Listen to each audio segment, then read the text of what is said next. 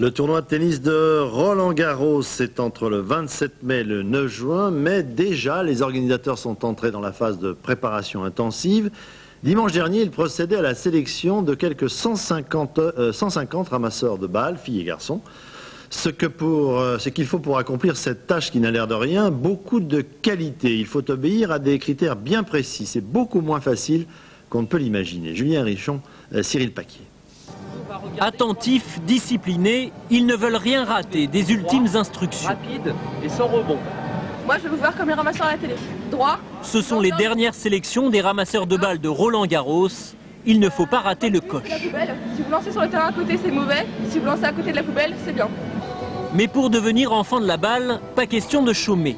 Savoir sprinter, savoir rouler, savoir lancer, ça n'a pas l'air facile, mais ça vaut le coup quand même. C'est bien passé là? C'est génial, on se marre trop, ils sont trop sympas, c'est terrible.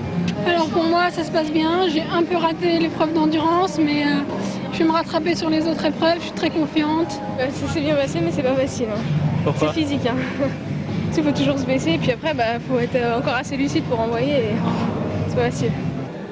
Dans toute la France, 4000 enfants de 12 à 16 ans ont déjà participé à ces sélections entamées en octobre dernier en Guyane. Le concours est difficile, mais la motivation est toujours la même. Pourquoi tu as voulu faire ça, cette sélection? Parce que je pense que Roland-Garros, c'est quelque chose d'unique. C'est une expérience à vivre et voilà, j'ai voulu faire cette expérience. Pour concourir, il faut être licencié de tennis, mesurer moins d'1,72 m, ne porter ni lunettes ni lentilles, mais avoir aussi bien d'autres qualités. Il y a son comportement, il y a sa tenue, sa position sur le court, le donner de balle au joueur, le rouler de balle qu'il doit faire. Donc à partir du moment où on leur dit tu dois te faire oublier par les joueurs sur le terrain, eh ben, ils ont tout compris. C'est bien, il y a des filles, on a fait la parité.